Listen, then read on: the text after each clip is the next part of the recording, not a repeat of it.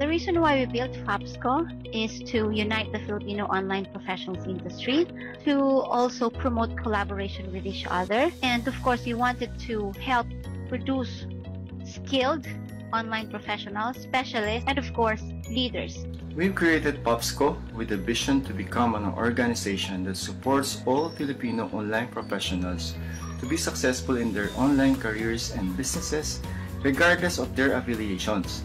I joined FAPSCO because as an online professional who's working at the comfort of my home, I needed other individual can share with me on this freelancing journey. The reason why we have built the Filipino Online Professional Service Cooperative is to help DICT graduates, aspirant freelancers, and this is also to help them develop, explore, and acquire new skills when it comes to online professional industry. Ang paglambo o kalampusan sa usa ka organisasyon nagadepende sa kalidad sa mga miyembro o mga lideres niini. Ang FAPSCO dili lang adunay maanindot kayo nga advokasya o misyon na matabangan kitang tanang mga online professionals na magkahiusa, mulambo o mutubo kita sa atong pagpanarbaho o pagnegosyo online.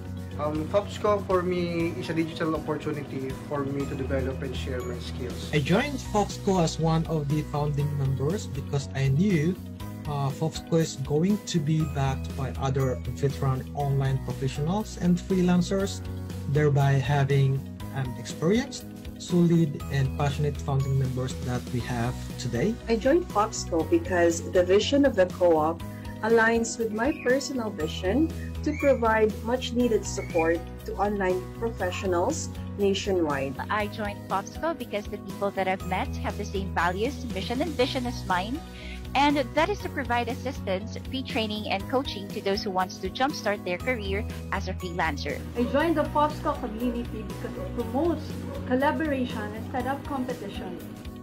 I joined FAPSCO because this is a group with a helping hand. I wanted to be part of an organization that would be a pioneer group of individuals who will be working to promote online freelance. It's a great privilege to be part of the first national-based cooperative for online professionals. With a pool of seasoned freelancers, business owners, digital jobs, PH trainers, and trainees in our community, I get to connect with them and grow my network.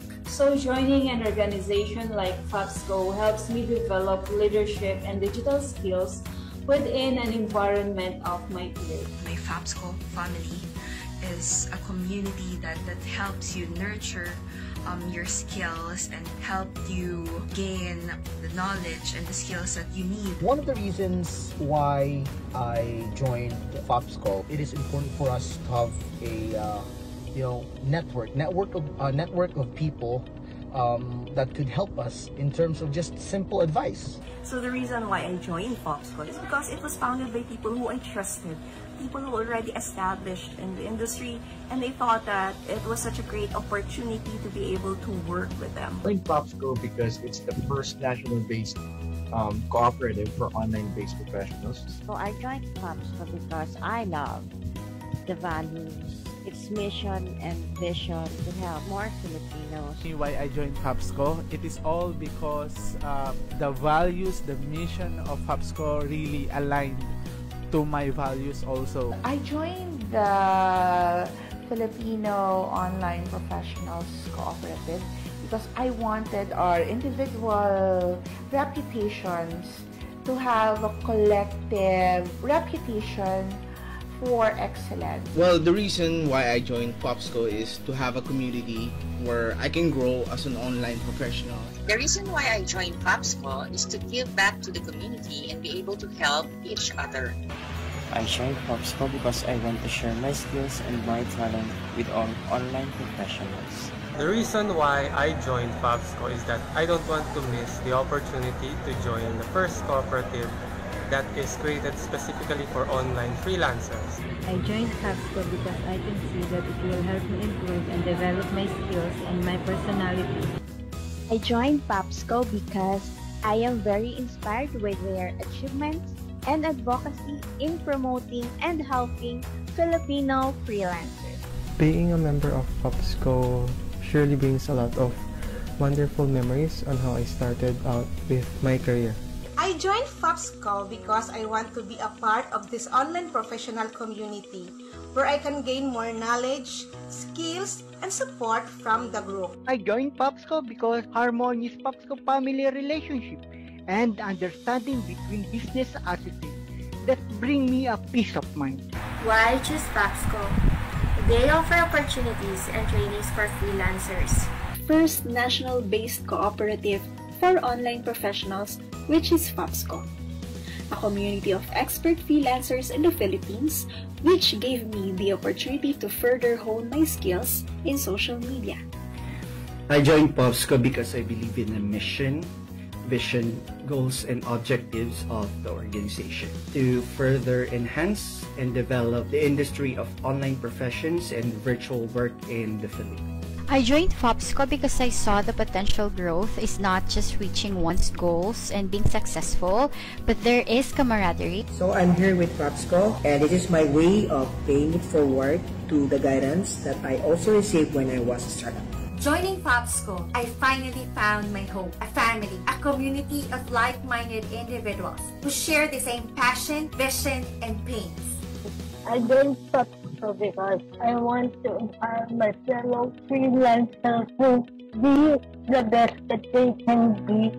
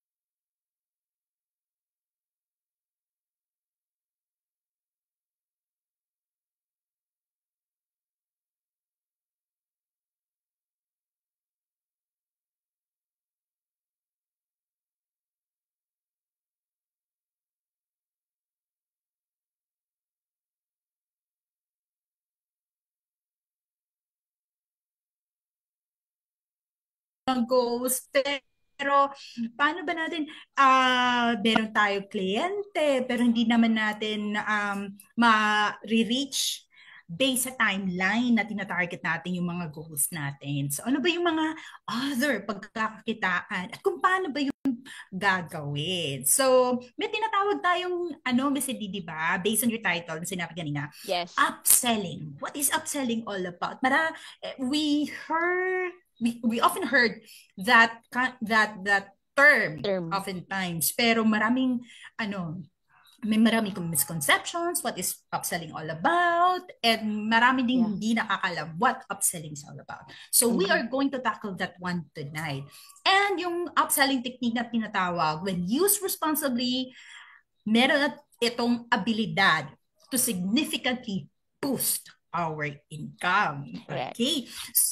So without further ado, Miss Sydney, excited na ako. Yeah, and I bet go ahead. excited na din mga Fox Lancers natin dyan.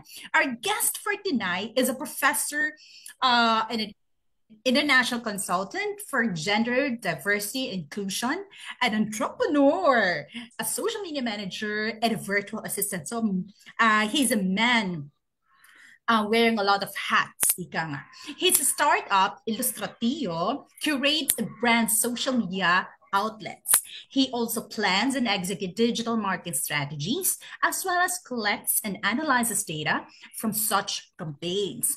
His goal is to be calculated in his services and substantive in his output. Wow, bigatin to. Pakopya nga nito. He has a passion for social media. Oo nga. He has a passion for social media and enjoys communicating and developing positive relationships with consumers. And without further ado, Fox Lancers, please help me welcome Miss Sydney. Walang iba ang supin natin, Professor Ron. Hello po. Hello, Prof. Magandang gabi po. Grabe naman. Good evening, Prof. Grabe Ron. naman ang ating intro. Deserve mo. Kasi New Year, Prof. Ron. Kaya ganyan. Kumusta po, Prof. Ron? Ano ba yung bago sa buhay natin for 2023? Bago for 2023, yon sa Illustratio gagawa kami or mas e-enhance namin yung goal ng Illustratio. Puro tayo sa MSME dito sa Philippines, no? Ngayon MSE dito sa Philippines ngayon, magki-cater din tayo ng international na clients na. So magja-jump tayo, scaling up na tinatawag doon. Great. Galing. Oo. Nakita ko nga yung mga feeds mo. Oh my God. Eto yung na-hit. Nakaka-get Miss Sydney. Yes. Mapapasa na all ka na lang. Yeah, siya na. Pero mabait si Prof. Ron. Kano yung blessings? Sinishare niya. Hinihintay ko pa rin yung share ko. Joke. Anyways, Prof. Ron, ang topic natin ngayong gabi is about upselling. Could you tell us a little bit of what upselling is all about? Okay. Upselling is a sales technique na ginagamit not just in freelancing industry but also in different types of industry, no? Lalo sa food industry at saka sa hotels ginagamit yung mga upselling, no? In a nutshell, ang upselling para siyang upgrading. Yung upgrade mo at the same time in-upgrade mo rin syempre yung rate. Pero may certain percentage lang doon sa rate. Hindi mo siya pwedeng itaas ng 100%. So mamaya mapag-uusapan po natin kung ilang percentage lang ba pwede nating itaas ang rate natin. Uy, napaka-interesting yan, Miss Sydney. Kailangan natin mag-guide talaga tayo, di ba? Especially yung mga lagari mode natin. Tama, Sige, Prof. Ron. Sige, Prof. Ron. Ready na ba ang lahat? Ready na si Prof. Ron? The floor is yours, Prof. Ron.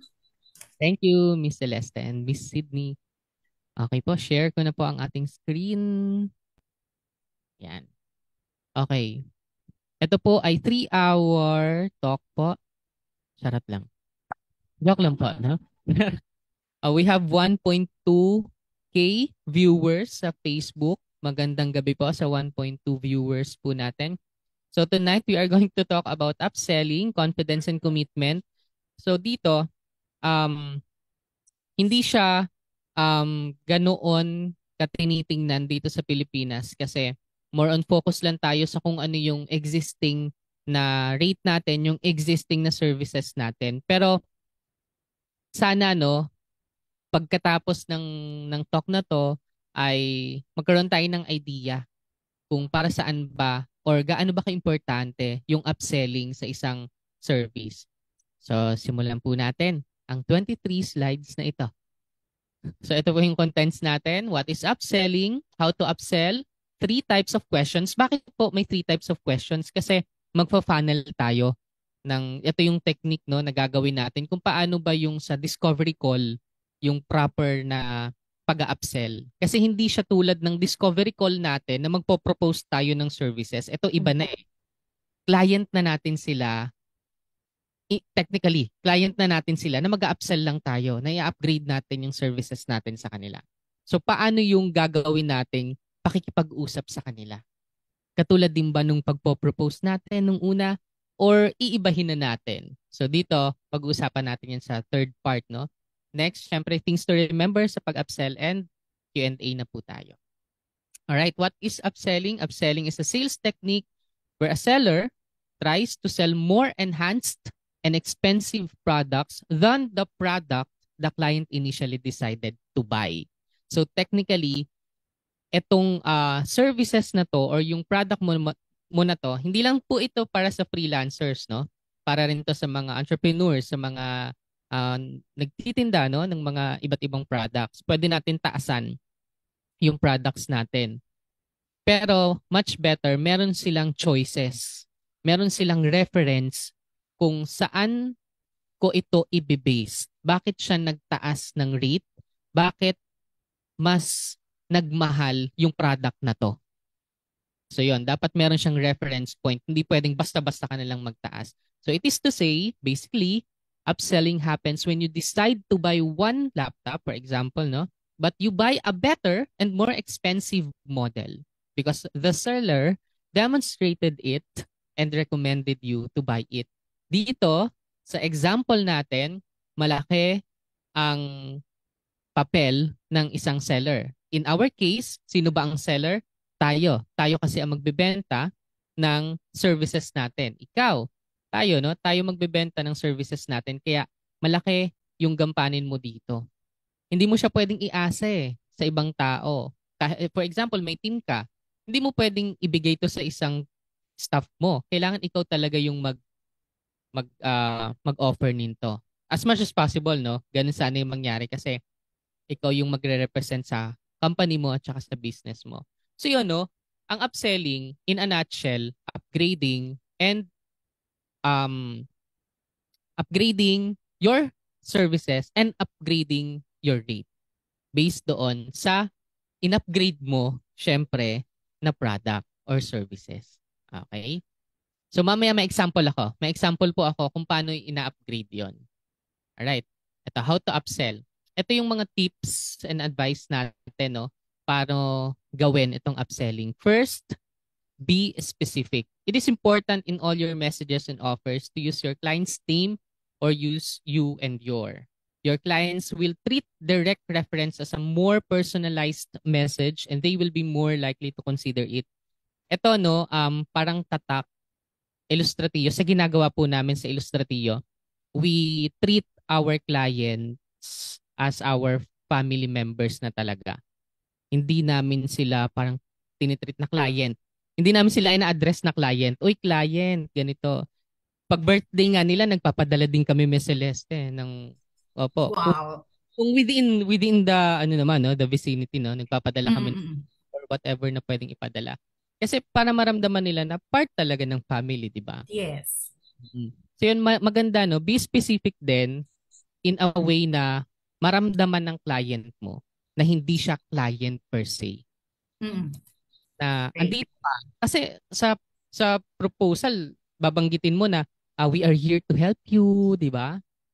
Hindi lang sa business, kundi sa emotionally mentally, no, sa business mo kasi pagod na yan. Entrepreneur yan, marami ang inaasikaso, especially, Iniisip, oo. lalo sa budget nila, di ba? Tapos nagdagdag ka pa ng budget. Joke lang. So yun, kailangan, maramdaman din nila na itong gagastusin ko sa'yo ay maging worth it. Worth it, yes. Kaya yun yung tagline ng Ilustratio. It's worth it. Diba? So yun, be prepared din, syempre. Naka-specify ka na, no? Hindi lang doon sa names, no? Kundi doon sa products, sa services na ibibigay mo sa kanya. Be prepared. In order to be ready to do the upselling, you should study your offers and find complementary additional products and services to each offer. Kailangan ready ka doon. Halimbawa, may tinanong si client na, ay, pwede bang magdagdag kahit na ano lang, isang add-ons lang. Halimbawa, holiday, pumatak siya ng Friday. Halimbawa, ang napag-usapan nyo, TTHS, no? Tuesdays, Thursdays, Saturdays yung postings ninyo sa social media, di ba? Yung holiday, pumatak ng Friday. So, technically, hindi ka pwede mag-post on kasi nasa usapan natin, TTHS lang. So, may ganong question si client. Oo ka ba? O hindi? So, yung mga ganon, kailangan mapaghandaan mo yun, di ba? May mga ganong, cases, no? Lalo sa Ilustratio Susco, lalo din tong nagdaang holidays, no? Meron kaming client na gusto ng countdown. Yung countdown, yung simula nung December, sabi namin, ako mahirapan po tayo kasi hindi po tayo daily. Diba? Hindi tayo daily, MWF lang tayo. Pero syempre, dahil gusto ni client, sige. Nasa isip namin, tapos na ng buwan na to eh. Tapos na yung contract namin ngayong month. Maganda to, baka mag-renew. Tapos sa pag-renew na yun, i-insert mo yung upsell. Yes. Example to nangyari po talaga to sa amin. Ngayon lang. Si client, hanggang December lang sila. Yung contract namin. Pero dahil dun sa request nila na yon na countdown, at saka dun sa mga messages nila ng Christmas, kasi yung Christmas pumatak ng yung 24, parang pumatak ng Sunday ata or Saturday. Saturday. Kami, MWF ang postings namin. So yun, di ba? Pinagbigyan namin. Tsaka yung mga simbang gabi, meron kaming mga ganun kasi Catholic si client. Gusto niya may mga ganun yung niya. Yung every simbang gabi may quotation. Kaya kung anong ginagamit namin sa Ilustratio na verses, ginagamit din namin doon kay client. Diba? Refurbish. Nag-refurbish. Repurpose. Purpose na, no? So yun, kailangan mapaghandaan mo yun. Pero, kapag napaghandaan mo yun, kailangan iti-take note mo. Hindi ka pwedeng basta-basta ka lang, sige po, idadagdag namin yan. Malaking bagay kasi na meron kang minutes na isi-send kay client after mo ng call. Kasi yun yung nakakalimutan po ng iba eh. Discovery call, okay. Recorded, okay. Isi-send mo yung recorded. Ano yung papanoorin mo si client? Papagurin mo siya? Di ba? Mag-create ka ng minutes, tapos ikaw na mag-send. Kahit na may secretary yan, hindi naman lahat, di ba, iti-take note ng secretary niya. Di ba? Maganda, meron ka din. At the same, asset mo That's rin a good point. Para sa'yo din yun. Para if ever man, ano man na mangyari, ito, napag-usapan po natin yan. Kumbaga yung recorded file, ano mo na lang yun, parang evidence mo na lang yun. Oo. So yun, kailangan maging prepared tayo. May nagsasalita dun sa chat. Sabi ko po, guilty ako dyan. Minsan din, ang hirap din, lalo kapag pa-propose tayo, hirap din mag-take ng minutes. Yes po. Nakaka-guilty din minsan kasi halimbawa kami, yung mga weekly meetings namin, kasi meron kaming weekly report sa clients, hindi kami nag-take ng minutes noon. Pero nung isang beses naganap si client kung napag-usapan ba natin to, ang sinabi namin, panoorin nyo na lang po yung recorded natin na meeting. Parang ang sa akin, medyo bastos ako sa part na yon. Ko siya, tapos pinapanood ko siya. Dapat pala ginawan ko ng minutes. Tapos yun ang sinend ko sa kanya. Yun, parang dun sa part na yun, nagising kami, okay, minutes tayo every meeting natin. Kahit kami, pag nagmi-meeting kami, naka-minutes kami. Tapos inisend namin sa GCs namin. Yun. Wow. Thank you, Prof. Ron. Goal ko yan this year. Diba? Gagawin it. Kaya nga, di ba, Prof. Ron, Miss Sydney, in every client that we have, marami din tayong, kung ano ba yung, marami tayong naituturo sa kanila, marami tayong tulong, sila din mismo, marami din silang naituturo sa atin. So, mga engagements, di ba? Yung mga demands nilang dapat nating i-cater na hindi natin na-consider dati. Totoo yan. Meron po akong mga kasama sa team, no, na umiiyak na, napapagod na.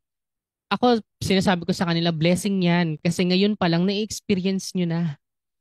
Kasi pagdating ng panahon, yung mga ganyang mga pangyayari, tatawanan nyo na lang. Na-handle ko na yan dati. Madali na yan. Sisiw na. Oo. Siyang parang easy peasy.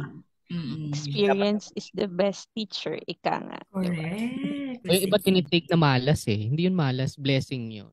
Hindi. Yeah. Yun. So, #be prepared tayo dyan. Always. And syempre, show the benefits. Ano ba yung benefits ng pag-upsell mo? Para saan yun? Di ba? Show the upselling product next to the chosen product and make it obvious why the client should buy the more expensive version. Siyempre, no, hindi ka mag-upsell na walang reference point. Yun yung sinasabi natin kanina na importante. May reference point ka. Yung product mo before, ito po, same din. Kasi sasabihin mo yun eh. Same din naman po ang gagawin natin. Ganun pa rin po, yung algorithm, yung metrics, etc. etc. Ang kaibahan lang po, dapat meron kang ganun eh. Ang kaibahan lang po nito, mas isi-share po natin siya sa maraming groups. Yung mga ganun, isang upgrading na yon na dati hindi mo naman ginagawa. Tapos sa mga comments po, magre-reply na po kami. Kasi dati hindi nyo ginagawa yung nagre-reply sa comments. Community management, di ba? Hindi nyo part yon kumbaga sa napag-usapan.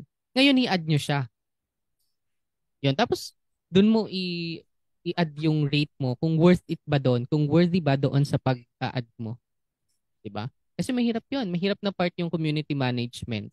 No? Bukod sa nag-account management ka na, di ba? Mag-community management ka pa. So you should be able to demonstrate different features and let your client try and compare the products. Hindi na necessary no, na doon sa call nyo, mamili siya agad or doon sa call nyo, mag-yes siya. Kumbaga, again, blessing yon kung mag-yes siya agad. No? Sa galing mo mag-talk, no? Mag-sales talk. Sales talk. Kung mag-yes siya agad, no? Blessing yon. Pero kung bigyan mo siya ng time, much better din para makita niya talaga. Oo. So, yun. Be reasonable din. The upgrade should cost just slightly more than the chosen product. Ito yung sinasabi ko po kanina na hindi dapat 100% yung itaas mo. Halimbawa, 10% yung offer mo sa kanya before, gagawin mong 20K ngayon.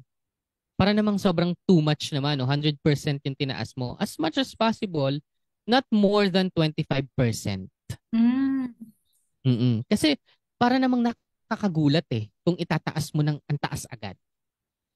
Yun, no? So, as much as possible, 25% lang itaas mo. So, mamaya mapapakita natin yung ginawa namin sa Illustratillo, yung rate namin. So, yan. May part doon na mas tumaas ng 25% kasi makikita natin kung ano ba yung mga inad. Mga add-ons. Mga add-ons. So, yan. Empower your e-commerce. Ito, sinama ko to sa slide kasi ang dami pong mga social media managers ngayon, mga freelancers na nag-handle ng e-commerce. Yung mga no? Tapos may TikTok shop, Lazada, and Shopee. Tapos meron pang ang Amazon, no? Mga mayayabang yung mga nasa Amazon. So yun, no? Dito sa e-commerce na to, malaking bagay to, lalong ngayong 2023 kasi doon sa yung ratio at saka yung taas ng saan to? Yung sa stock, itong e-commerce platforms, tumaas siya talaga. Kahit i-check nyo yung sa TikTok shop, isa yan eh, nangunguna yung TikTok shop when it comes to e-commerce ngayon kasi sa ads, no? Mas maraming nakakakita kasi mas marami ding bumibili doon. Kaya halos lahat, no? Magugulat ka, pati pet shop. Nasa TikTok shop na. Oo. Nagbibigay ng mga cage, ng mga ganito. Dati, mga products, beauty products lang naman. Ngayon, ang dami na. Oo. Yun na nga yung pinakapangit ngayon, no? Iba na yung binibenta. Yan, sa TikTok, mag-iingat din, no? Oo. So yan, importante na sabihin mo sa client mo, kasi halos lahat naman po tayo na social media managers, ang ina-handle ay mga may products, di ba? May business, may binibentang products. Maganda na i-offer mo din kay client na magkaroon ng TikTok shop or other e-commerce platforms. Kung wala sila ha, kung nakafocus lang sila sa FB page or Instagram, i-offer nyo po yon. Magkaroon ng link sa Lazada at Shopee. Madali lang po gumawa ng account eh. Kung may registration, DTI registration, BIR registration, SEC, napakadali lang po. Sa TikTok, seconds lang. Basta complete yung requirements mo, yung documents mo. Yun. Katulad po ng isang client namin, hindi namin i-divulge yung name, no, kasi naka-NDA. Pero po, nung in-offer namin sa kanila yung TikTok shop, hindi sila naniniwala doon nung una eh. Kasi established na sila eh. Established na talaga. Kilala na sila dito sa Pilipinas, ganyan. Nagulat sila nung nag-TikTok, parang a week or 2 weeks pa lang, may shop, may mga bumibili na sa shop. Correct. Kasi mataas yung engagements dun sa TikTok eh. Grabe. Wala pa po. Oo. Pure organic. Grabe. Nakagulat po dyan sa TikTok, no? Pag may bumiling isa, magbo-boom na eh. Parang yung algorithm niya, susundan agad.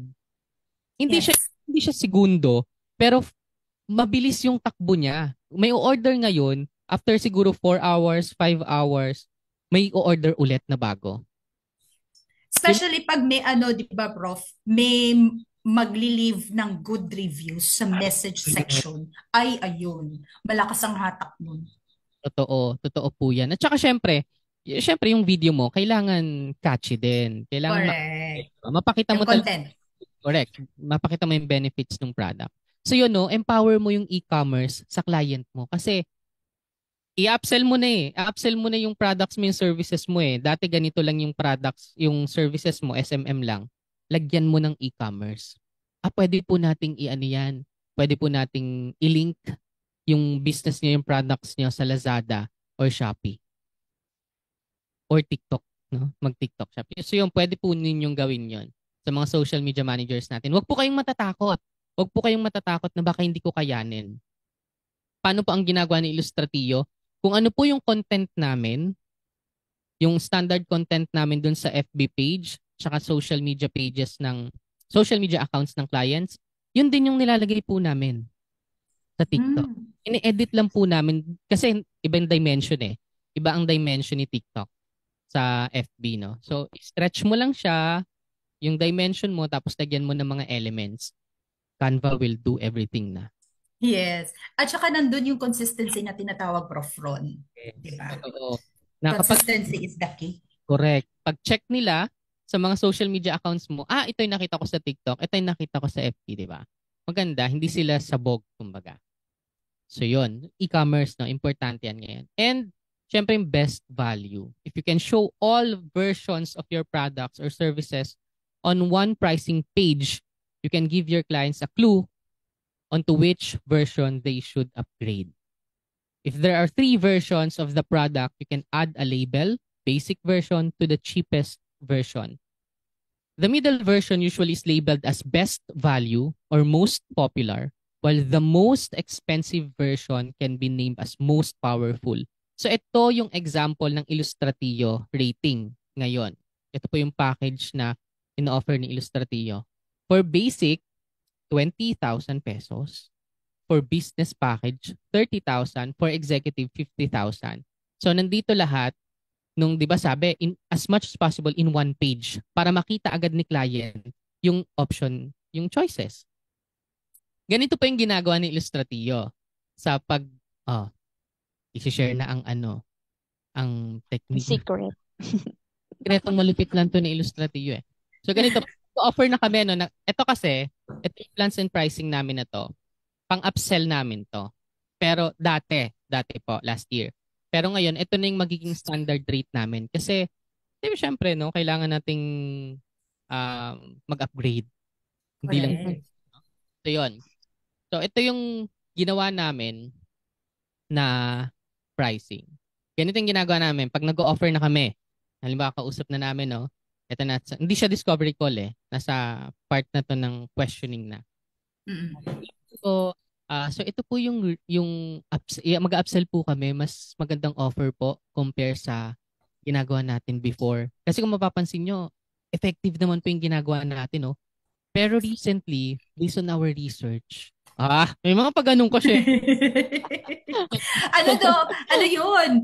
Kailangan ilatag mo din yung facts. Kasi doon kasi magbe-base si client, di ba? Kasi magtatanong yung prof Rod, bakit mo nasabi na kailangan tayong mag-upgrade? Di ba? Cognitive dapat pinapagana natin. At saka dapat ipakita mo yung metrics mo. Napatunay na, okay, nag-research ka, nag-eto ka. So yun, kailangan ipakita mo siya. So yun, ang ginagawa ni Ilustratio, metrics, doon talaga kami nagpapakita. Pinapakita namin yung metrics ng lahat.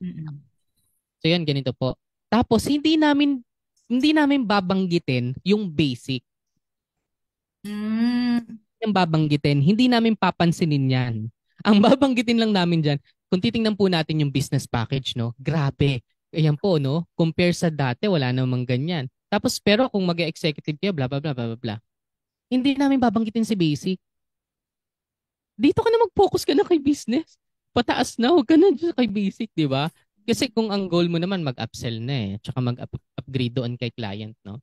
Hindi naman siya masyadong parang, anong tawag doon? Kumbaga sa pagkain, parang gluttony. Hindi naman, no? Kasi ano siya, para sa client. Oo. Tsaka, tingnan mo, yung sa basic, 10 posts per month lang. Sa business, 15 posts per month. Sa executive, 30 posts, kumbaga daily na to sa executive natin. So kung titingnan mo, yung 50,000 offers na yan, hindi siya ganoon ka mahal compare sa ibang nag-o-offer ng ganitong service. Oo, or social media agency, no? Hindi naman sasisiraan mo yon. Pero ang ginagawa ng Ilustratio, magpapakita kami ng sample. Pero tatago namin yung pangalan ng agency or ng company. Halimbawa po, ito po yung offer. 100,000 po. Pero tingnan nyo po yung offer nila, yung inclusions. Wala po silang ganito. Wala pong ganyan. Sa amin po, meron po. Yung parang patunay lang kasi mahirap na yung parang too good to be true na kasi, di ba? Yung nangyayari minsan na, ay mas mababa po kami compare sa iba. Patunayan mo na mas mababa talaga kayo. Paano mo nasabing mas mababa ka? Wala kang mapatunay. Di ba? So yun. Pakita mo rin, pero syempre, no, mga kapwa mo yan freelancers, kapwa mo yan mga social media managers, takpan mo na lang yung name. Diba? Takpan mo yung pangalan ng company. Tapos sabihin mo sa client na for fairness purposes, diba? Hindi mo ipapakita yon. Yon. Tapos minsan, pag hindi nila kinukuha yung services namin, masyado silang namamahalan, nagre-recommend kami ng mga kapwa natin, mga social media managers. Ito po, baka pwede po ninyong, na hindi namin binabanggit doon sa in-recommend namin, ni-recommend ka namin. Hindi namin binabanggit. Yan, ganun yung ginagawa ni Ilustratio minsan. Yun. So yan, ganyan po yung sample ng upselling mo. Mag-start ka doon sa cheapest or sa basic and then pataas na ng pataas. Tapos yung inclusions niya, dapat nadadagdagan. Baka mamaya, ang dinagdag mo lang dyan, isa lang. Diba? Parang, hindi siya worth it. Hindi worth it. At lang pag-isipan ko muna. Correct. Oo, tapos yan, syempre, ang lalagyan mo ng clients approved, no, doon sa taas. Mga ganyan, yung mga testimonial, pwede mo lagyan din. So, yan yung sample. Nakalagay dyan, simple pricing, no hidden fees, advanced feature for your service. Mga ganyan. Nilalagyan namin ng ganyan. Kasi yung iba, ang mahirap kasi, lalo sa discovery call po, no, sasabihin ng client, kasi kailangan namin mag-hire na ng ibang social media manager. Kasi, pinabayaan. Tapos hindi naging magandang experience namin sa social media manager na yon. Ayun, ganun yung mga sinasabi nila. Kasi sabi, ang usapan ganito, pero hindi naman nila nabigay. Etc. Diba? So, yun. Hindi mo pwedeng siraan yun, no? Sabihan mo na lang na Gagawin po namin yung lahat, no, para hindi nyo na ma-experience yun, mawala yung trauma nila, gano'n. So kung ano yung ginawa before, wag mo nang gawin kasi nga na-trauma na si client.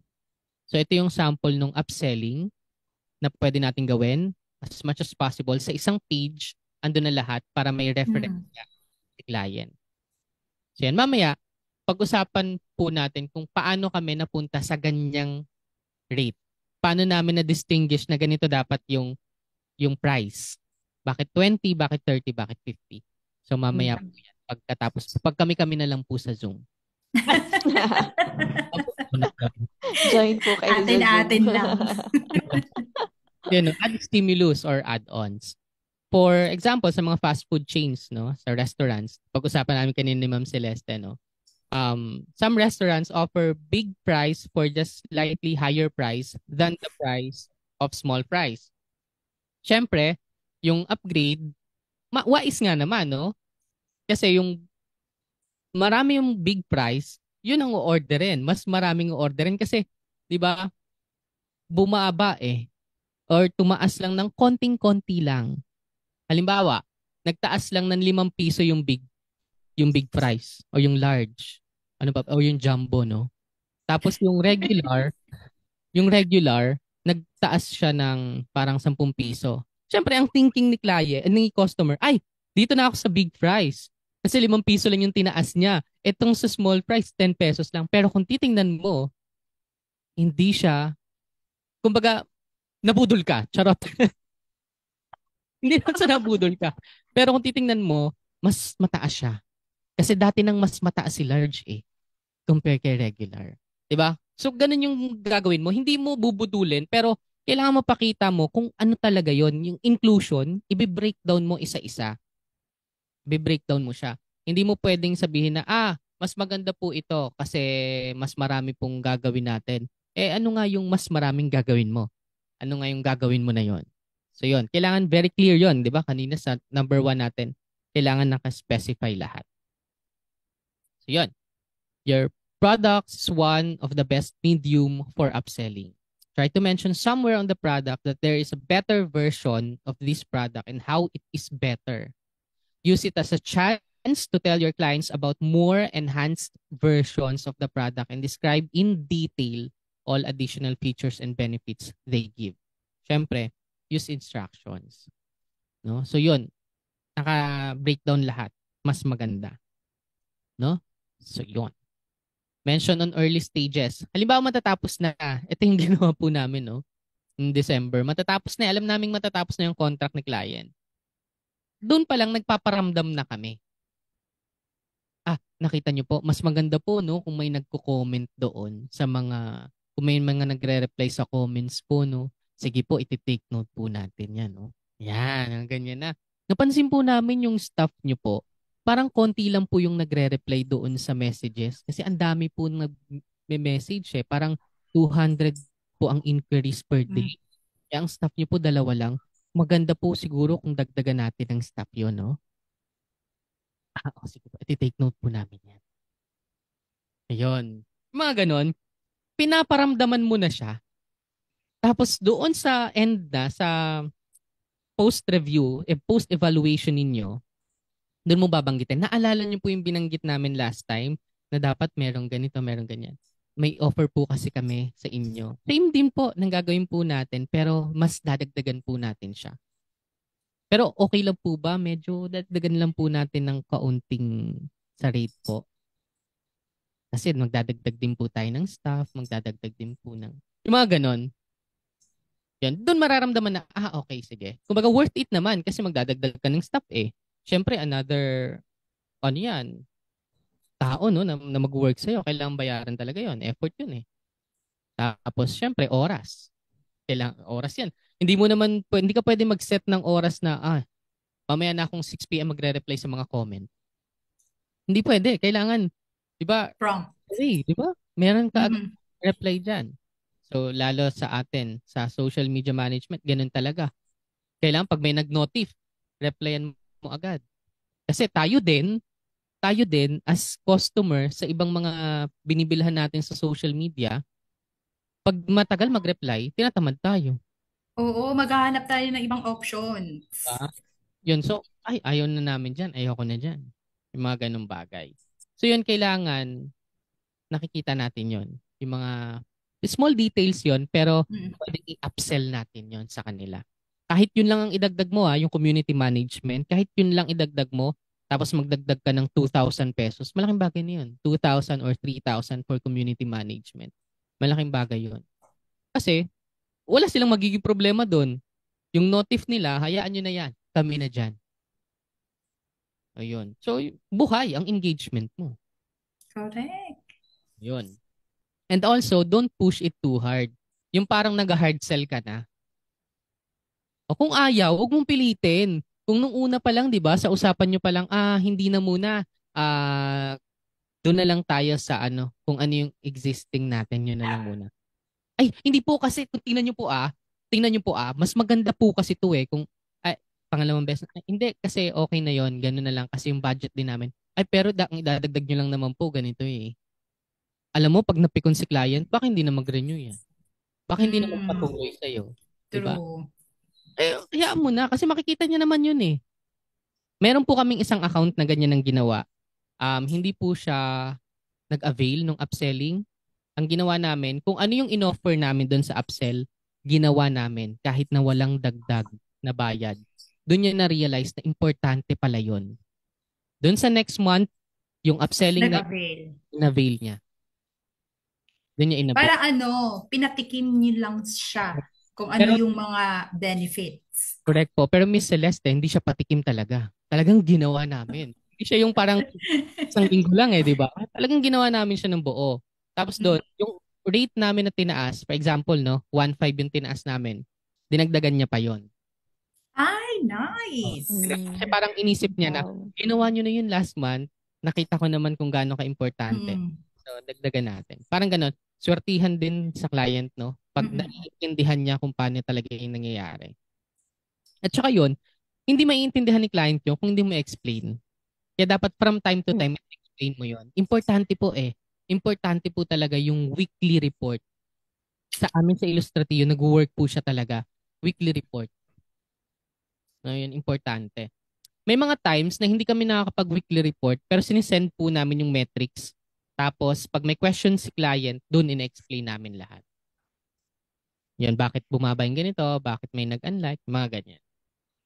So yun, wag masyadong mag-push ng sobra-sobra.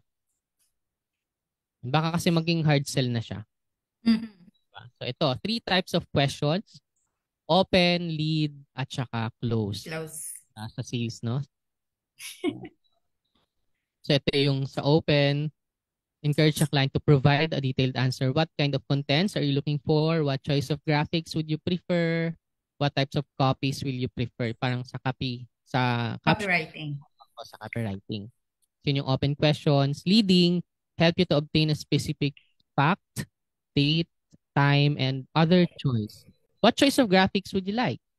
What time would you like the contents to be posted? Ito napaka-importante kasi yung algorithm. Yes. Ito marami po kaming na-experience na kinikwento ng mga client namin na lumipat sa amin po na sinasabi ng clients na ang galing nung iba yung dating nag-handle sa amin, ang galing niya Nagbabanggit siya ng mga algorithm pero hindi naman sa amin in-explain kung ano yun. Sinabi niya lang na magandang ganitong oras kasi maganda yung algorithm nga daw. Pero nakikita naman namin wala naman nagla-like. Wala naman nagko-comment sa oras na yan. 'Di ba? Paano mo siya explain? Kailangan again may reference ka. So before ka mag-offer kay client ng ganun, kailangan may mapakita ka. Yes, 'di ba? Sa insights po, bago ka mag-scheduled post, merong lalabas magpa-pop up na ito yung recommended. Best time. Best time to post. Yes. Okay siya. Pero ganito po, sundin nyo siya for 2 to 3 days or sa isang linggo, sundin nyo. Tapos kung may magbago man, i-post nyo na siya consistently kung anong oras na yon. Pero sa amin kasi, hindi kami gumagamit ng insights Tapos hindi kami nag-i-scheduled post sa suite. Ibang platform yung ginagamit namin. Ibang tools yung ginagamit namin. Kasi bakit yun yung tools na yon o bakit yun yung tool na ginagamit namin for scheduling and metrics, andun na lahat. Oo, andun na lahat. Anong tool yun? Ayokong sabihin na SEMrush yun, ha? Ayokong sabihin. Oo, hindi siya. Oo. Hindi natin, Real na SEMrush yun. Hindi ko i-read. No name drop. No name dropping. Basta SEMrush yun, di ba? Hindi, medyo pricey siya. Medyo Pero effective. Effective siya. May mga nabibili ha. May mga nabibili sa Facebook na nag-o-offer ng ganun. Pero please, wag niyong i-avail. Bakit? Data yan ng client mo. Correct. Lang makuha. Pwede nilang manakaw yan. Kaya kung ako sa inyo, mag-invest. No? Mag-invest tayo sa tool na yon. Pricey siya. Legit. Nakaupo ka na lang, siya na magtatrabaho sa lahat. Especially sa sa metrics. Pwede ka rin mag-schedule ng post doon. Ang ganda nga ng pag-schedule ng post doon sa SEMrush kasi meron siyang recommended na time din na i-base doon sa metrics. Kasi doon sa metrics ng SEMrush, pag-extract niya, merong ka makikita kung saang oras dapat na mag-post. Hindi lang siya, 'di ba? Ang ginagawa minsan 6 PM, sila meron pang 6:16, 6:15, 6:13, very specific. Ganun sila. Talagang binibase nila sa galaw. At nag-vary yun from on different regions, different time zones, di ba? At saka anong klaseng product o services meron ka. Kasi yung target market mo, anong oras sila, mataas ang engagements nila doon. Totoo yan. Totoo po yan. Kasi syempre, meron tayong i-handle minsan na mga client sa ibang bansa. Ang gagawin natin, magda-download tayo ng VPN para masundan yung algorithm ni client. So yun, sa SEMrush, hindi mo na, kahit wala kang VPN, si SEMrush ang bahala doon. Kasi meron siyang, meron siyang time zone na pwede mong pagpilian. Na hindi naman natin magawa sa ibang platform. So yun, hindi ko binibenta ang SEMrush at hindi ako advocate ng SEMrush, pero baka naman. Baka naman. Karoon ng free 1-year subscription. 1 years na po namin ginagamit yan. Oo. So yun. So yun, ngayon lang nag-update si SEMrush eh. Dati naman wala siyang mga ganyang features. Opo, itry niyo po ang SEMrush. Meron siyang free. Pwede yung gamitin yung SEMrush, lalo yung sa metrics, hanggang 10 accounts. Ang alam ko, hanggang 10 Facebook page. It's worth it nga. Yes. Talaga siya. I-free yun Free. For ilang days?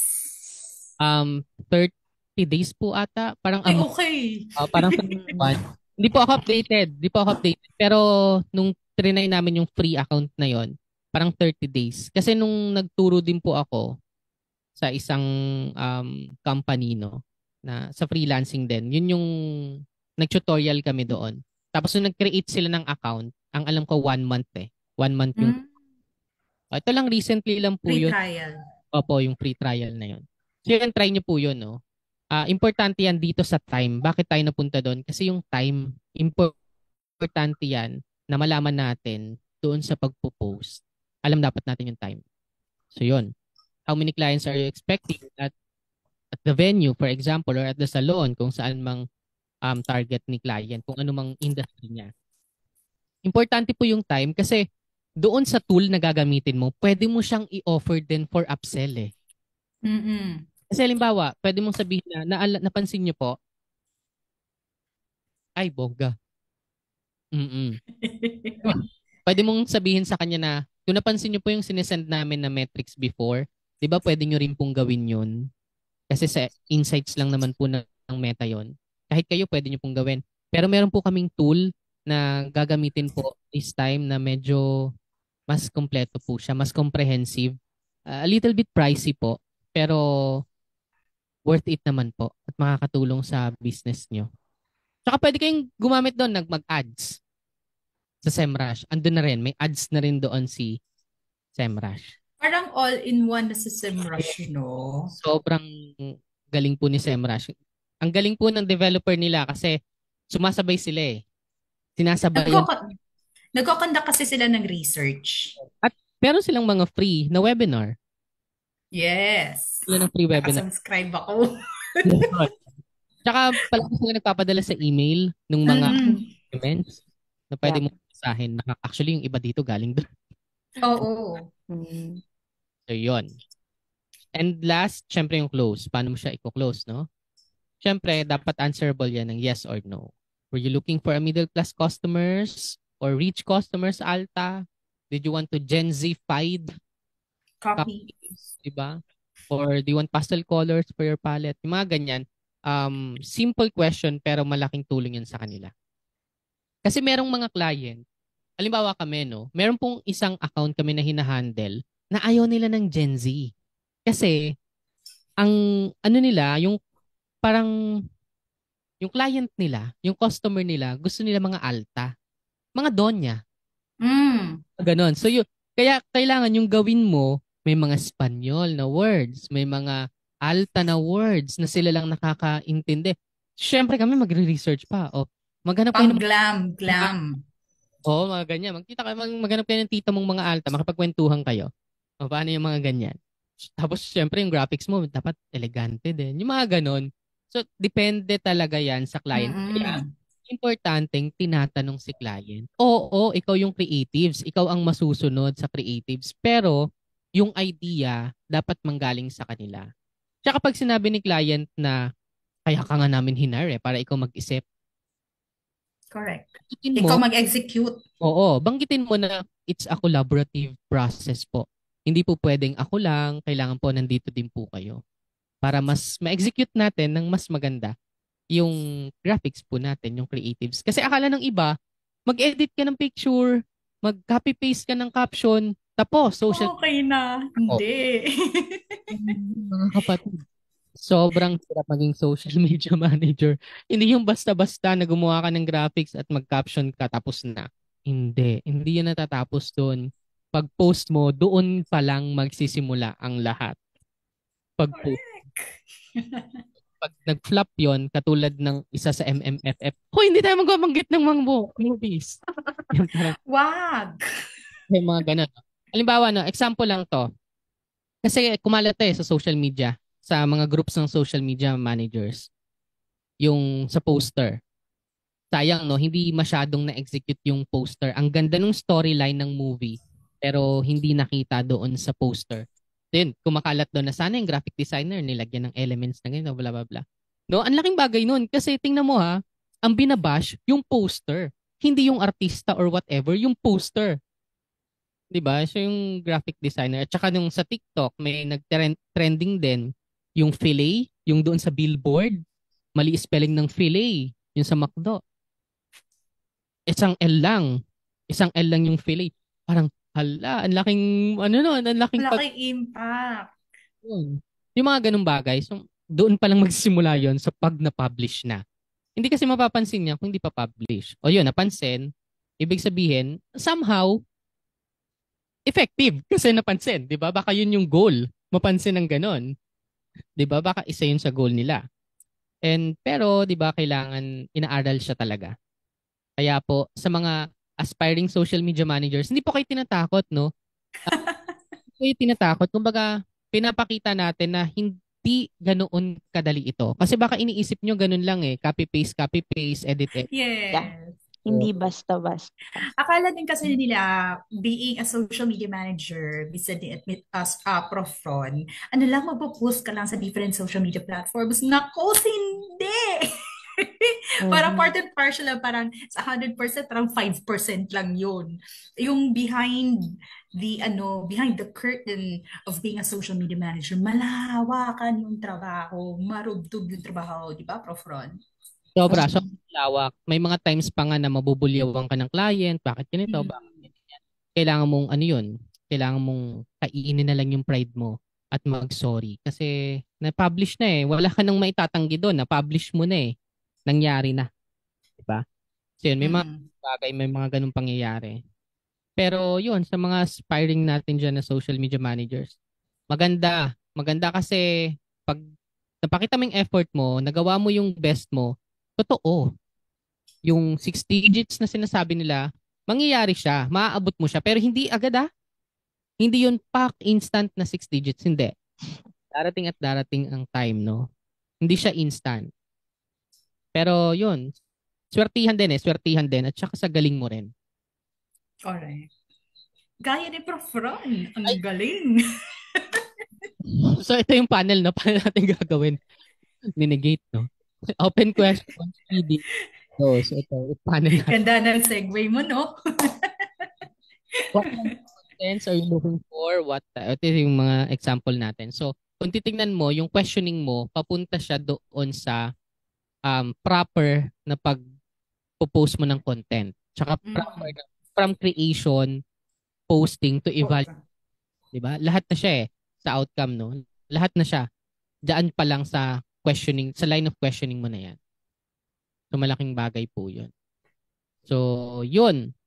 Things to remember when upselling is not the same as hard selling. Huwag mong i-hard sell. Kung ayaw ni client, so be it. Diba? Ipakita mo lang sa kanya na kung ayaw niya, try mo.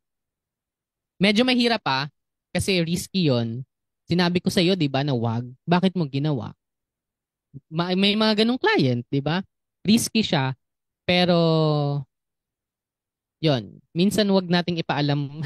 Tinuruan magsinungaling. Hindi, may mga times kasi na wag mong sabihin kay client yung gagawin mo para magulat siya. Wag naman palagi. Magulat siya na, okay, makakatulong pala to. Pag doon mo sabihin kay client, napansin niyo po, parang may nag-iba tayong ginawa. May iba po tayong ginawang technique. Ito po yun.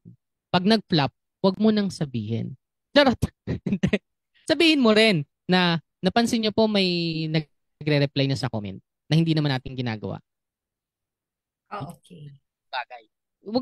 Hindi naman siya technically na wag mong sabihin na all throughout, no? For the meantime lang, wag mo nang sabihin. Kasi ikaw mismo, para ma-assess mo kung makakatulong ba or hindi.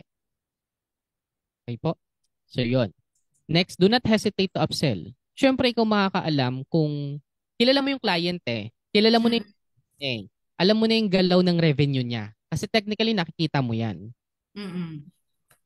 Kilala mo na si client. So, ikaw ang nakakaalam kung anong services, anong add-ons or supplemental or stimulus ang idadagdag mo sa kanya.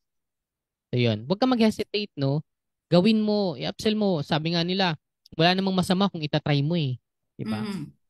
Do not be concerned about the price. Kasi, kung yan ang kung yan ang concern mo, hindi ka confident. Diba? Parang, baka hindi niya bilhin to kasi masyadong mataas. Gawa mo yan Nilagay mo yan dyan. Tapos ikaw naglagay ng price. Tapos magdadoubt ka na baka kunin niya. Unang-una pa lang, nilagay mo yan kasi naniniwala ka na sa kanya. At worth it yan sa price. Tsaka sa services na i-offer mo. Huwag mong concern yun. Kung wag mo ring ibababaan. Nag-upsell ka Ito yung binigay mong price Well, sige po, babaan po natin. Iba na yun. Downselling na yun. Di ba? Hindi na wag natin pagsabayin ng upselling at downselling. Kung upsell ka. Yun, di ba? Napindot ko lang. Hindi po yun. Not saying everything is good. Oo. Siyempre may mga bagay na, di ba? Minsan, na-off na si client. Do not be put off by the word no. Pag nag-no si client, okay po. Sige po. Tanggapin mo yon. Yung commitment mo, hindi yun mababawasan. Committed ka pa rin. Kahit na mag-no siya. Committed ka pa rin na gawin mo yung ginagawa mo sa kanya before. Okay? So yun yung things to remember pag mag-upsell. So technically, napag-usapan po natin lahat sa upselling, paano mag-upsell, tapos paano yung gagawin natin yung sa questioning, ganyan, at saka yung proper na pag-offer mo ng services sa kanya. So, parang lumagpas po ba ako sa oras? Akala ko 3 hours. Thank you so much, Prof. Ron. Miss Sydney, ang dami na naman nating natutunan ngayong gabi coming from Prof. Ron. Especially yung yung may kasamahan natin, including us na rin, Miss Sydney, na may mga goals, especially yung income natin na tinatarget. Kasi may mga goals tayo for this year sa buhay natin na gusto nating ma-realize, di ba? And one of which is to have a streams, yung tinatawag streams of income. And isa to sa magandang consideration na pwede nating gawin for this year is yung tinatawag na upselling. In which, Prof. Ron, ito rin yung di ba? This is one of the answers na pwede nating maibigay sa mga fellow online freelancers natin, especially on setting their rates. Di ba? Tapos Miss Celeste at Miss Sydney, add ko lang, no? Kasi doon sa video natin, baka sabihin, umattend ako kasi sasabihin kung paano mag-rate. Ganito. Rate, yeah. Rate, no? Sa Illustrative po, magmi-meeting kami ng senior graphic designer, ng graphic designer na ma-assign doon sa account at account manager. So magmi-meet kami, tapos pag-usapan namin kung magkano yung rate na ibibigay, magkano yung kaya mong i-offer, magkano yung kaya mo, hanggang magkano. Pag in-offer ba sa'yo to, tatanggapin mo or what? So ganon. Pag team. Pero kapag kung halimbawa, ang graphics mo, per graphics, 200 pesos ka per graphics, i-multiply mo yon kung ilang posting ka per week. Halimbawa, 3 times. So, 12 times per month ka. So, 200 times 12. I-multiply mo yon. Ako, mahina ako sa math. Paano po ba yun? 24,000. 24,000. Halimbawa, yan. Ang hina sa math, no? 24,000. So yun ang i-offer mo, 24,000 for graphics pa lang yun. May account management pa. Meron ka pang caption. Kung ikaw lang one-man team ka, caption, ikaw gagawa niyan. So, kailangan siguro 50%, i-add mo, technically 30,000. Sa tingin mo ba, nagsisimula ka pa lang 30,000, kukunin yan? Wala ka pang portfolio? Siyempre hindi. Kaya mo bang i-offer yan ng kalahati? 15,000. Again, wala ka pang portfolio. Sa tingin mo, kukunin ka. Hindi, okay, sige. 10,000 i-offer ko. Ito ang problema dyan. So sa computation mo, 30,000 ang lumabas. Tapos i-downsell mo ng 10,000. Kasi nga, kulang ka pa sa portfolio, etc. Kumbaga wala ka pang proof, no? Na parang master level ka na. So paano yun? Magiging worth it ba? Baka mangyari, yung quality ng graphics bumaba. Yes. So ganito yung gawin mo. Since nag-start ka, yung 10,000 na yan, ako nga nagsimula, 6,000 lang Hanggang ngayon po sa Illustrative, meron po kaming account na 5,000 lang siya per month. 5,000 pesos lang binabayad niya sa amin per month. Yun yung kinuwento ko last time na sari-sari store na nag-SMM. So yun. Paano mo gagawin yun? Kung nagsisimula ka pa lang, lalo sa mga nakikinig po ngayon na iisip pa lang ng mag-social media manager, kung mag-offer ka ng free muna, tapos for portfolio purpose. Portfolio building. Portfolio building na tinatawag, no? Sa mga friends mo, wag cold. Mag-warm sa warm market. Friends, family mo, doon ka mag-warm. Ikaw na mismo mag-offer. Ako nahahawak ng social media mo. And then after that, pag nakatatlo ka na or 4, gawa ka ng testimonial, dun. Yan, mag 15,000, 20,000 ka na. Kasi may mapapatunayan na. Kung nag-start ka, wag ka rin matakot na mag-offer ng 15,000 kung sa tingin mo worth it naman at kaya mong ibenta yung sarili mo. Kasi meron ganyan Meron po kaming part ng team na high school siya. Grade 11. Pinakabata po namin sa team. Grade 11. 16 years old. Grade 11. Ang galing niya. Sobrang galing niya. Ang galing niya mag-edit ng video. Siya ang gumagawa ng reels namin sa isang account. Wala siyang portfolio. Nakita ko lang siya sa isang post na magaling siya mag-video, ganyan. Inofferan ko siya. Tapos meron ka bang certificate? Wala daw siyang certificate. In-enroll namin sa sa isang nag-offer online. May certificate. Yung mga ganon. Attend din kayo sa mga nag-offer ng free certification para may mapakita kayo. Ma-build nga din yung portfolio nyo. And yung Correct. DJT, nandyan ang Digital Jobs PH, nandyan ang DICT para mag-offer ng mga free courses. And also, wag matakot mag-offer. Kung sa tingin mo nga, 15,000, 20,000 ang rate mo, patunayan mo yon. Kailangan yung confidence and yung commitment mo nandun. Yun po. Yes, thank you, Prof. Ron, for that. So, hitik na hitik, Miss B. Yeah. Napaka-generous talaga ni Prof. Ron. Kaya nga, bless Thank na you. bless po si Prof. Ron at saka yung ilustratio. Okay, so anything else? Before we end, Prof. Ron, would you like to add something or gusto ka mag-promote? Okay po. Ang mag-promote. Paano ba? Kasi meron po kaming paano sabihin ko na ba? Meron po kaming year for ang ilustratio sa second quarter ng year na to. Mag-o-offer kami ng free na online courses. Inaayos pa namin yung sa partnership sa isang platform. Inaayos pa namin yung partnership doon, pero free yun. Tapos, free po iyon. Sali kami. Hiring social media managers. Pero ang target muna namin sa graphic design. Kasi yun yung parang in-demand ngayon. Tsaka based sa survey, graphic design number 1 na sideline ngayon. Side hustle ngayong taon. Yeah. So yun. At saka sa mga social media agency natin dyan na meron na ngayong year binabalak na magkaroon ng tax ang creative industry. Kaya i-ready na ang mga documents natin for BIR para hindi kayo mahirapan. And find yung bookkeeper, accountant ninyo. Tawag lang. Yan sa lugar ninyo. Malapit sa... Correct. Okay. Miss Sydney, may tanong ba tayo dyan? Meron po for tayong Prof. Ron? question dito. Prof. Ron, sabi po, mas easy po ba ang upselling than selling to a new client? Okay. Kasi syempre, to a new client mag-upselling or new client. New client, yes po. No? Mas nag-work yung upselling. Kasi, syempre, unang-una yung trust na build mo na. Yung bond doon sa client mo na build mo na. And at the same time, yung word of mouth na tinatawag nila ba yan?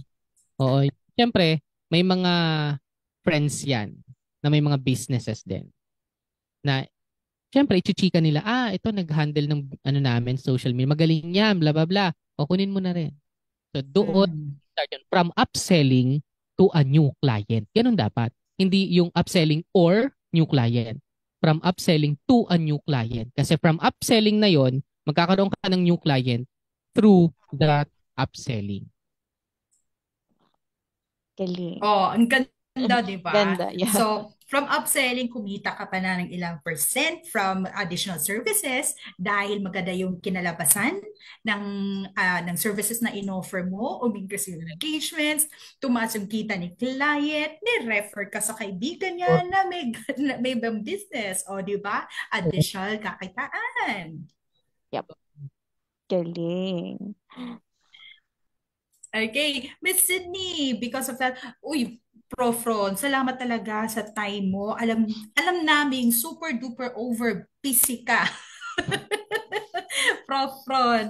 Marami kasi mga, hindi lang pagkakakitaan, marami din siya mga advocacies na inaatupag si Prof. Ron. Okay? So, aside from... Sorry po, pwede po bang i-promote sa Saturday? Yes. Go ahead Yes, po. please do. Saturday po, hindi pa namin nagagawing graphic. Saturday po, manood po kayo sa Usapang Positibo. Partnership po ito with Pepper Crayons. Ay para sa mga mental health, mga may mental health issues at sa mga may mga problema sa relationship. Pag-usapan natin yan doon. Oh my God. Ayan, bentang-benta yan. Basta usapang relationships, especially pag bagong red microphone yung gamit ni Prof. Ron ngayon. Di ba? Pang Miss New Year Sydney. talaga. Oo, pang New Yeah. Year. Miss At Sydney, what dahil do we have dyan, for Prof. Ron, Prof. Ron? ito po ang aming pasasalamat sa inyo sa pag-abala namin sa inyo tonight. This certificate of appreciation is hereby awarded to you. Oh, I'm sorry. Iba. Just a moment po. Okay, so habang prepare pa po ni Miss Sydney yung certificate na ibibigyan ni Prof. Ron, technical issues lang po yun. Sorry Please do po. not forget po to yung next episode natin for next week. Okay, so same time pa rin tayo, same channel pa rin, Zoom Meet, Facebook Live pa rin tayo. At saka by the way, live po tayo ngayon sa Kumu. Okay, so if you do have an account in Kumu, feel free to search us there. Marami po tayong mga videos doon sa Kumu. Okay, Miss Sydney? Yes, sorry about that po. Napa-page 2 pala. Again, this certificate of appreciation is hereby awarded to you, Prof. Ron or Rona Del Vidya, for being a resource person under webinar session entitled Upselling Confidence and Commitment initiated by Filipino Online Professional Service Cooperative, particularly POPSCO Academy, held on this day, January 10, 2023. Signed by our POPSCO chairperson, Ms. Rochelle Rivera de Ocampo, and our POPSCO Academy Administrator, Sir Dennis Pagio. Thank you, Prof. Ron. Thank you po. Thank you, Prof. Ron, for your time, knowledge, lahat po, yung mga blessings na naibigay sa amin for tonight. At saka sa succeeding nating mga engagements, Prof. Ron. Okay, sana maimbitahan ka rin namin sa susunod. Isang patok lang po. Yes, okay. But Thank before you we po. end po, Prof. Ron tsaka Miss Sydney, shout out daw muna dyan kay Biofel Virtual Assistant. Ito pa, pang 6-figure ng income nito. At saka yung DPay Digital Solutions na ewan ko, nagliliwaliw na rin yun galing sa Cebu. Hello po sa lahat ng dyan. Okay, so, Miss Sydney? Yes, so everyone, thank you po sa panonood tonight. And I hope to see you again next Tuesday. And please like our page, facebook.com/popsco.ph, a national-based cooperative for Filipino online professionals. You may also find us in Instagram, YouTube, and LinkedIn. And if you had some takeaways in tonight's show, please share this episode so others can also learn like us, di ba, Miss Celeste? And Yeah. also upgrade your business or services with upselling. So Yes. again, we are also thankful for POPSCO Media, our partner in giving this wonderful show, particularly sa ating man behind the show, CJ. And join us again next week for another show with another special guest. For our POPSCO family, Miss Celeste, Prof. Ron, let's keep growing together. Bye, everyone. everybody. Good night. See you next week. I hope that here we will all grow together. We grow together.